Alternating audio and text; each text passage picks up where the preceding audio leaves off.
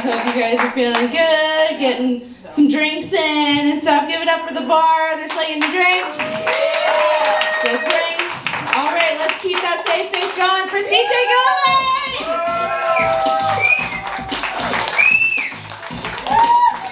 Thank you so much, Katie, for being here. This is awesome. I don't know if you know this, but Katie was just a featured comic on High Plains. Yeah. If you didn't hear, there was a comedy festival here this weekend. Hope you weren't trying to go anywhere. All right, you heard it. My name's CJ. We're in Denver, just talking about High Plains. So you know, if I see a J, I'm gonna smoke it, okay? I like the dude from Big Lebowski. You know, he's a personal hero of mine. If you couldn't tell. Yeah, I'm a millennial. It's one of the things that we enjoy. We grew up being taught to fear unmarked white vans. Yep. You're familiar, right? Yeah. And I mean the car, but also the shoe brand, right? What are you trying to prove with your white vans other than that you can't skateboard? But yeah, the vehicle. Now I have friends that live in vans. That's cool. Yeah. And I'll be like, Tyler, man, I heard people who live in vans are big fans of candy and drugs. So what have you got for me? And I'll be like, oh man, I don't have either of those, but I do have candy that is drugs, bud. Dark chocolate, sea salt, psilocybin, and THC Sour Patch gummies. Woo! And I'll be rooting around looking for my favorite flavor of Sour Patch, right? And I'll be like, oh man, there's a random white one. What happened? I found out it's a Sour Patch ghost. It suffered from Sour Patch SIDS. Yeah, super serious. Ooh. Oh, you forgot to laugh for that one. I'm sorry. We're at a comedy show, guys. Come on. Hashtag van life, though, right? Right?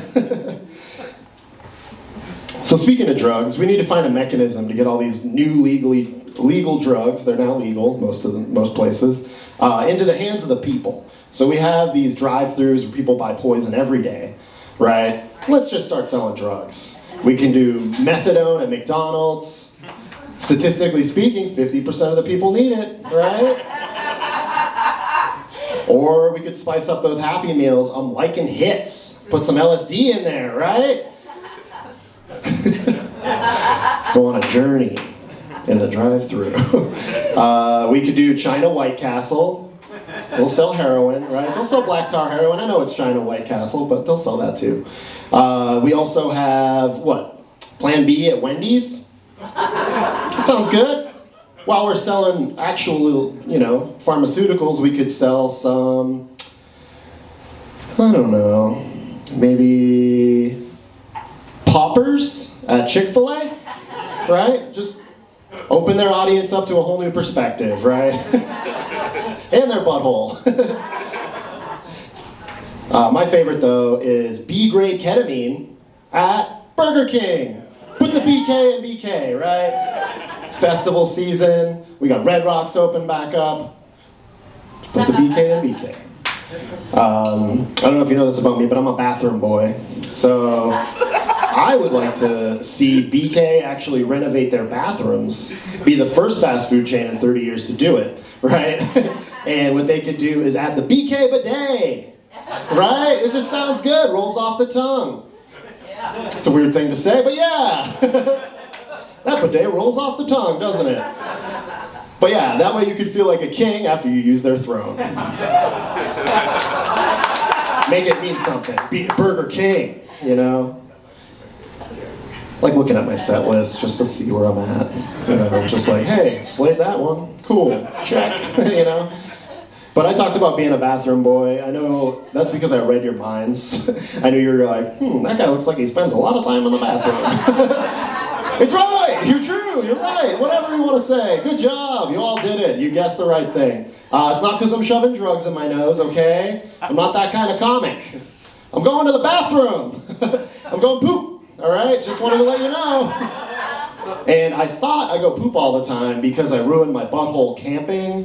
As a child, for 3 days, I held in a poop, okay? But I have Crohn's disease. Yeah, that's not how you get it, don't worry. I know a few of you have done that before, you've been like, I don't know. There's not a water source around here, and there's coyotes in these hills, right?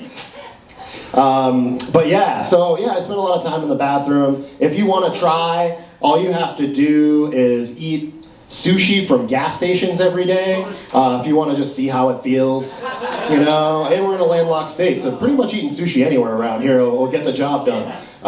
If you want to feel what it's like to have Crohn's disease. A few people throughout history have had it. Most memorable right now, super famous guy, wrote the screenplay for Aliens, or Alien.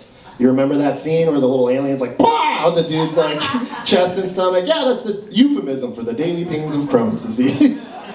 You can imagine a Mr. Hanky jumping off the stage right now, just being like, howdy ho! You know, just bah! Right through my chest.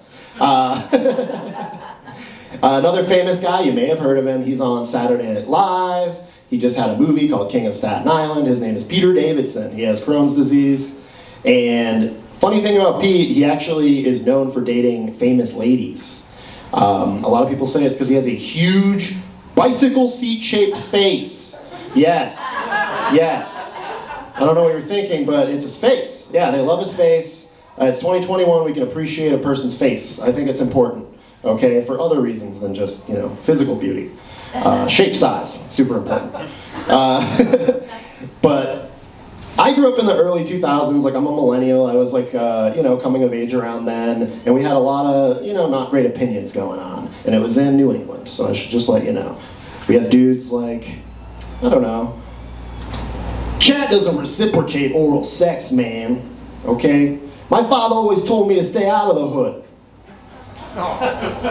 Now let's fist bump the night away after we finish this pack of Zima and wash the peroxide out of our hair, bros. Fuck that guy.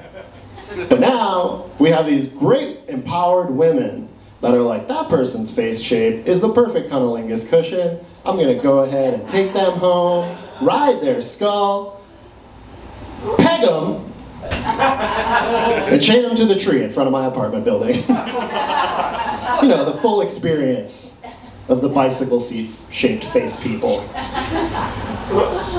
All right, I'm gonna have to leave you with some good stuff. All right, I don't know if I like some of these tentative laughs.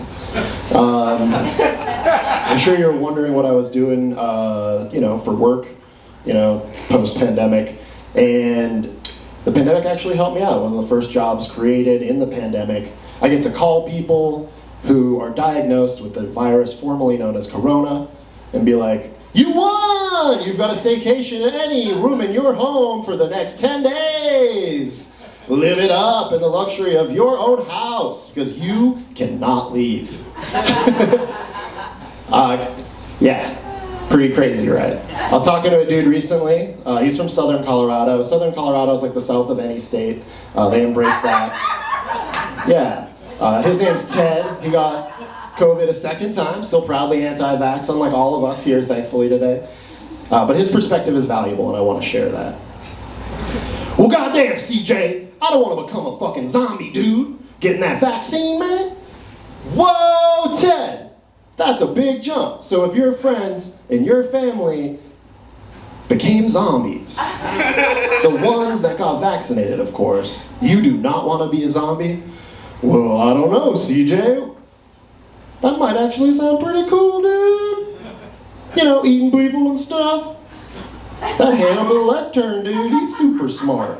Probably from eating all them brains. Oh yeah, Ted. You can go ahead and get vaccinated and then celebrate with a nice plate of bacon-wrapped prostates and a nice tall glass of Chianti. Click.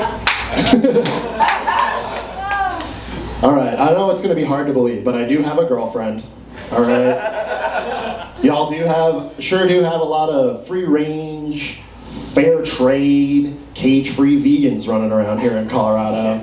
I managed to nab me one of them. They grow in the area, they're locally sourced, I don't know if you knew that. But my vegan girlfriend, she is what I'd like to call a werewolf vegan. I don't know if you've heard of this phenomenon sweeping the nation, but every full moon, She'll get a ravenous urge for all of the cookies and Cheetos and egg-based foods like my gluten-free bread, you know. You know, my candy. She'll eat all of that. She'll get up in the middle of the night, she'll eat all the candy. I'll wake up in the next morning, there'll be candy wrappers, fucking eggshells randomly, weird stains on the sheets, you know, from her chocolate fingies.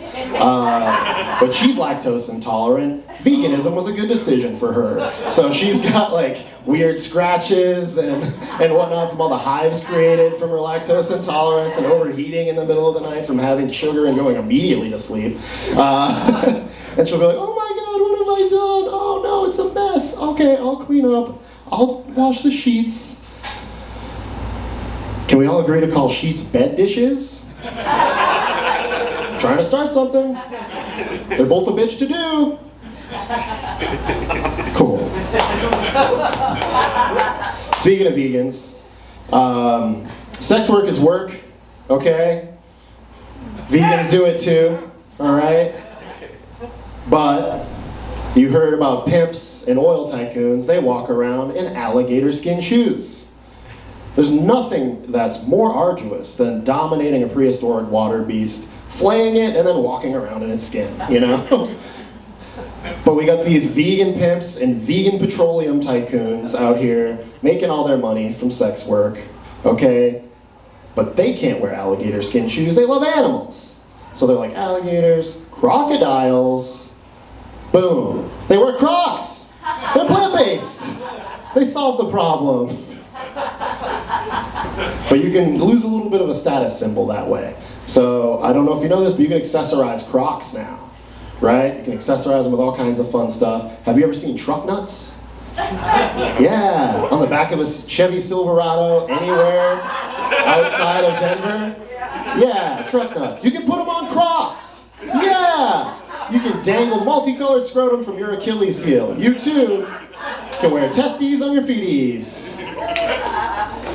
Hell of a way to lose your job at a daycare, though.